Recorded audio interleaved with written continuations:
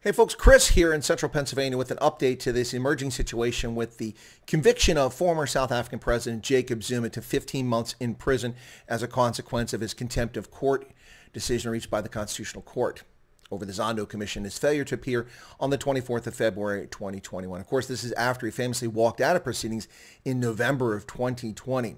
So Zuma has shown nothing but disdain for the judicial system, the very commission he himself appointed to deal with state capture, corruption when he was president. Well, his ever-present faithful lapdog, Carl Niehaus, gave a press conference not that long ago for the MK Veterans Association, the MK Military Veterans Association. MK, of course, is short for Mkhonto we Sizwe. That's the so-called Liberation Army of the African National Congress. It didn't do much in the way of liberation and really didn't resemble an army in any sense, any genuine sense. But nonetheless, the MK Military Veterans Association, which is supposed to have been disbanded. I don't know if it's there or it's not there, but they seem to be acting as if they still exist. Who knows if they have a charter. Needless to say, this is a confusing situation. But Carl Niehaus came out and spent the better part of 45 minutes spewing all kinds of nonsense, painting Jacob Zuma as the second coming of Jesus Christ himself. Unbelievable, the fiction and fairy tales that spewed out of the mouth of Carl Niehaus. But this should be expected. He is, after all, Jacob Zuma's loyal lapdog. But what was interesting is at the end of this thing, there was an opportunity for journalists to ask questions. And a journalist asked a question, and the MK veterans and the assembled crowd, violating lockdown restrictions on gatherings. No gatherings are currently allowed anywhere in South Africa. There were dozens of people here. People also required to wear face coverings. A lot of people not wearing face coverings here. When journalists asked a question, they didn't like the question, so they started making noise and intimidating sounds, and it appeared as if they're making threats. Niehaus, to his credit, but I wouldn't say his credit, but to good sense, said, hey, we don't intimidate journalists. Stop it. Comrades, let me get control here. Only he didn't control. And when the journalist was allowed to ask another question, things got worse. The journalists had enough of it, and they walked over the table and started picking up their microphones to leave.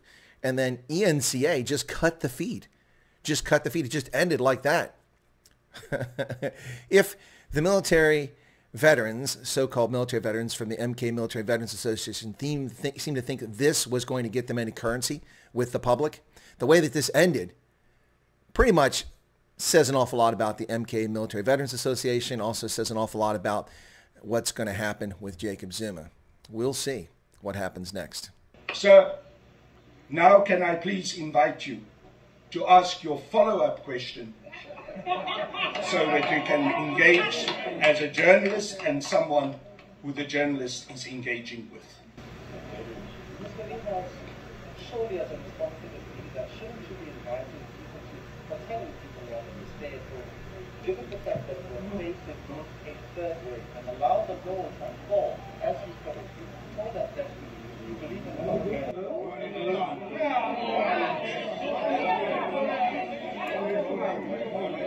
Are you finished with your question? Thanks. Please, I don't want... Can I have silence? And please, comrades, no intimidation. No intimidation of any journalist. Please. We will just allow us to leave because this was a media. If you don't have order and you don't want us here, we cannot have a situation where journalists ask a question and they are bullied. I have... Sir.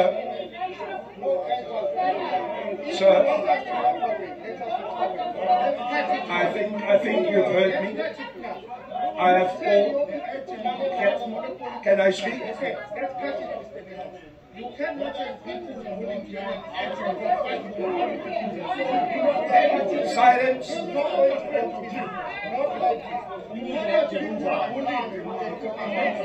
Silence. I am asking all the gentlemen, please. We want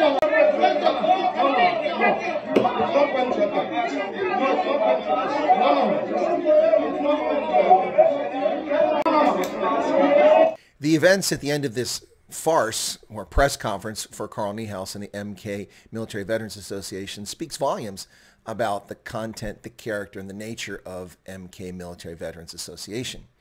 When they didn't like a question, their response was to boo and intimidate the journalist.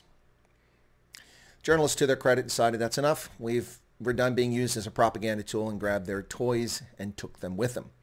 Well, what's going to happen this weekend? It will be an interesting weekend. We see what unfolds in South Africa. Will Jacob Zuma, in fact, turn himself in, as he's required to do? Or will this weekend build up into a head? Already hundreds of loyal Jacob Zuma supporters have rocked up in Nkandla, his palatial mansion in KwaZulu-Natal, built at taxpayer expense, illegally, mind you. We'll see what happens.